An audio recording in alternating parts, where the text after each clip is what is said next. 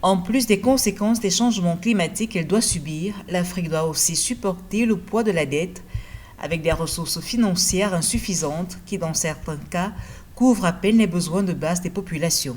S'exprimant devant ses homologues d'Afrique et du monde réunis à Paris les 22 et 23 juin 2023 pour un sommet sur les questions de financement, le président kényan William Ruto a souligné la nécessité d'une architecture de financement mondial qui allège le règlement des dettes contractées par les pays africains.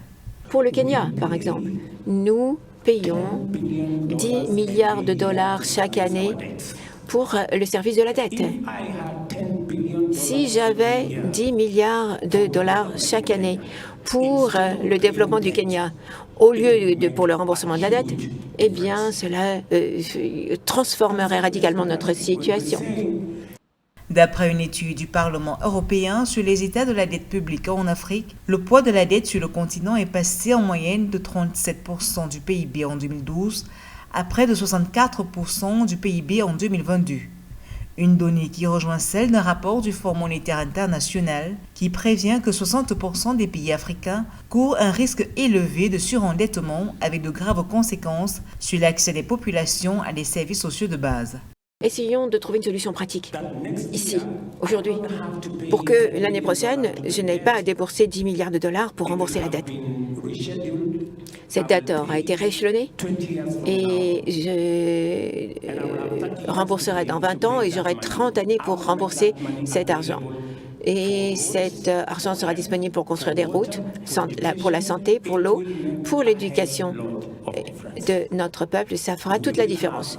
L'initiative de suspension du service de la dette et le cadre commun du Fonds monétaire international pour la gestion et la restructuration de la dette, mais aussi la coordination entre les créanciers bilatéraux, peinent à porter ses fruits.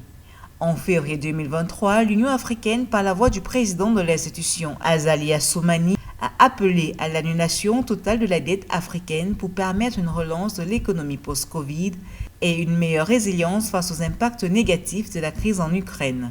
Alors que le problème de la dette persiste, le président Mohamed Bazoum du Niger prévient qu'il sera difficile pour l'Afrique de parachever son développement si elle doit dans le même temps se soumettre aux exigences de la lutte contre les changements climatiques.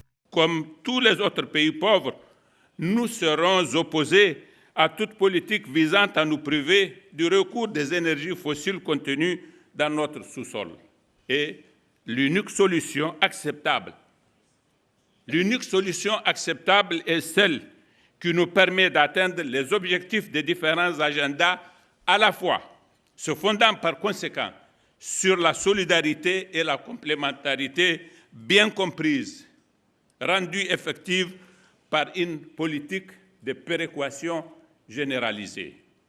La mise en œuvre du nouveau pacte passera par la construction d'une boîte à outils audacieuse et innovante en termes réglementaires juridiques et en ingénierie financière. Dans ce nouveau pacte financier mondial en élaboration, les États africains précisent qu'ils souhaitent jouer leur rôle en participant pleinement à relever tous les défis qui s'imposent aux nations du monde. Toutefois, les bases de participation doivent être équitables pour tous.